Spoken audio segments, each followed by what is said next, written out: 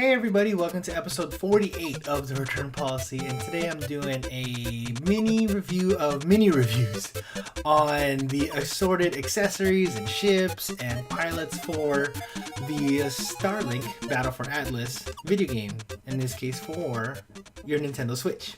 So even though I'm not doing a review on the game itself, I did want to say that I'm absolutely enjoying the game, and while I haven't beaten it, I really did want to take my slow and sweet time enjoying all the content and not having to rush and form an opinion as quickly as possible. And I think a game like this really does deserve a decent amount of time to fully enjoy and not having to rush your playthrough or try to make it in time for reviews. So I'm definitely taking my time enjoying this game. All in all, as a fan of the game, I just wanted to do a bit of mini reviews, a kind of a large group of mini reviews on all the figures and the weapons and the ships that I purchased and have played with, some more than others, but I kind of wanted to give a more of a quick fire type of personal opinion on what I thought about all the accessories that I purchased for this game so far. First up, I'll probably go over the ones that came with the game, and that is Mason the pilot. Even though he's not too amazing as far as skill-wise, his super move is okay. I think he is absolutely the first person you should unlock his all-pilot kind of skills for, since his actually unlocks the 50% and 100% XP boost. And so if you're trying to level up all your other pilots, this is definitely the first guy to get all the pilot skill unlocks first and foremost. So as far as Mason, he is a keep it. Next up is the other pilot that came with the Nintendo Switch version, which is Fox McCloud. And I think his super move is pretty cool, calling in all the different members of Team Star Fox to help him out. And I think his special move is pretty good as well too. Not as good as Mason, but definitely worth striving for. So Fox is a keep it as well too. So the first weapon that came with the game already is the Frost Barrage, and it's not that great, to be honest. It has a cool little effect where you're just shooting off multiple missiles, and although it kind of does a nice combo to freeze the monsters, there are better cold weapons. This one, all in all, I think is a return it. The second weapon is the flamethrower, and immediately I did not really enjoy it. It's kind of like a short range type of weapon, and if you're fighting things on the ground, it's not bad, but fighting things out in outer space, it's really not that great either. In my opinion, of course. The flamethrower is a return it. So the R-Wing, and this is the ship that had come with the Nintendo Switch version. It is the physical ship you get, other than the Leviathan that is a digitally included with the game, but the physical ship is the R-Wing here. The detail on the ship is actually really good, and I do like how you can maneuver the kind of the not wing flaps, but I guess kind of like the wing exhaust. And that one's kind of you can actually tweak those up and down, and I really did like it, and the quality of the build is really nice. And so as far as my opinion on the R-Wing itself, it is a keep it. Moving right along, the next ship is the Pulse, which is the cool red-looking ship, which very much reminds me of the ship from Cowboy Bebop, very vaguely, if you do remember that. But this one is pretty cool. I do like it. There are certain variants you'll probably see later on in this mini review, but the ship is built more for speed than it is for defense or energy consumption. But all in all, I do like the style of the ship, and from the start, I think this one is a keep it. Next one is the pilot that comes with the Pulse ship, and that is Chase. So she is also designed primarily for speed. Her all pilot's skill that you can unlock does increase the speed, the overall speed for your other pilots. So I think that was a lot of value to it, since you're going to be doing quite a bit of traveling on the planet's surfaces. And when I first started, I wanted more and more speed. And so when I had included Chase into the game, I went and unlocked her. And I think she is a keep it. And so the next mini review is for the Volcano weapon. and this one's okay as far as fire weapons go. There are other ones that I kind of like a little bit better, and some that I like much better. You'll see later on in this mini review. But right from the start, it's pretty cool. Not too bad. If I had to put this over the others or kind of give a final decision, I would say return it. The next one review is the Lance, the ship for the pilot Hunter. The Lance is pretty cool as far as design wise, as well as the cool kind of angular, triangular, sharp type of ship. If you want to put this on a shelf or display it, it's actually not too bad.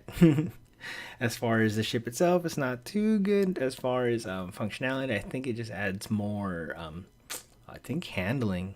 So if I had to make a decision, this would be a return it. And the next one is Hunter the Pilot, and he's pretty cool. I'd like his all pilot skills, which are primarily just a flat damage boost for the other pilots. So if you do invest in this one, just know that he has a pretty cool buff for the rest of the pilots on your team. And I would recommend him as a keep it. The next weapon is a gravity weapon, and that one is the Imploder. And the Imploder is kind of like a almost sniper rifle, or I forgot what other kind of gun, but it's kind of like a sniper rifle that it shoots a single blast and creates kind of like a gravity field that you can fire different elemental weapons to create either a fire or a frost effect. Overall, I thought it was okay. It's not that great compared to the other weapons. Of course, this is still my opinion, and as much time I have put into the game, I think this one is a return it. The next review is the ship for the character Judge, which is the Neptune, and I actually really like the design of the Neptune. It's kind of clean, has nice little bubblish designs.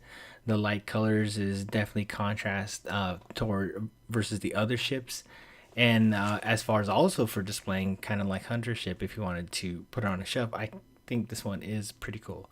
As far as purpose wise, this is for defense, so it's more of a tanky kind of ship. And for as far as use, yeah, it's pretty good. I think it's a keep it. The next character to review is Judge. Overall, he looks kind of cool. He blends with his ship just fine. His other pilot skills I kind of forgot. I might have to just type it in, even though I forgot to record some extra footage for it. But he is not too bad. He's kind of like a mellow character in the game itself. But if I had to choose him versus the other pilots, I would say he's a return it. The next up is the only stasis weapon they've released that I know for the game so far, which is the Levitator. And to accomplish a lot of the puzzles or some of the spires in the game, you would have to use the Levitator weapon. As far as the weapon's use itself, I don't really enjoy it. I think there are other stronger weapons. I may be absolutely wrong, but I think as far as unlocking the puzzles, it's useful and pretty much required. But as far as using it as a main weapon, I think it's a return it. The next review is the Nadir, which is the ship from Shade. And I think this is an awesome looking ship. It definitely reminds me of one of the Reaver ships from Serenity and Firefly, if you remember those shows in that film. But it's a pretty cool ship. It's very, very detailed. I like the kind of the skull on the sides. Even the wings are not symmetrical, and it does look really cool and very intimidating. The ship itself, I think it is definitely a keep it. And so the pilot of the Nadir is Shade, and she is a cool kind of ex-outlaw but helping out the group kind of character, and that's why she's kind of so mysterious looking and almost menacing with those dual blades. But her team skill points is plus critical damage, which is always useful when you're just laying on as much firepower on your enemies. So yeah, Shade is definitely a keep it. The next weapon is the Nullifier, and it's very similar to the Frost Barrage weapon I reviewed earlier. It just kind of spouts out a bunch of missiles, creates that kind of a gravity ball that you can shoot other weapons, and it kind of pulls the enemies towards it. But overall, I like other ones better. This one's a return it. The next one to review is the Gauss Gun Mark II, which is pretty much chain gun. It's strong. It doesn't really combo very well with other weapons to do any extra frost or fire damage, and it's just kind of more for looks, and it's fairly easy to upgrade. It doesn't require that much XP, and so I think it's kind of useful just for upgrading to get some extra skill points. But other than that, it's a return it. The next review is another weapon called the Shockwave, and although I think there are better weapons as far as functionality, I do like how it just kind of pushes your enemies into kind of a floaty mess that you can definitely combo into more damage, kind of juggling them, kind of like in a fighting game. As far as usefulness, it's not too bad. It's a kinetic energy type of weapon, so it doesn't, in my opinion, combo well with the other stuff. But this one for me, return it. The next one is a review of the ship Scramble that is sold exclusively at Target, or at least in my area. And I like the design. It's very similar to Chase as ship, the red Pulse that I reviewed earlier. And so if you kind of like more of a funkier design, kind of like the monkey on the top and the blue instead of the red, this is definitely your kind of style. I thought it was pretty cool until I realized that the ship was identical to the Pulse, and so it's a matter of personal preference here.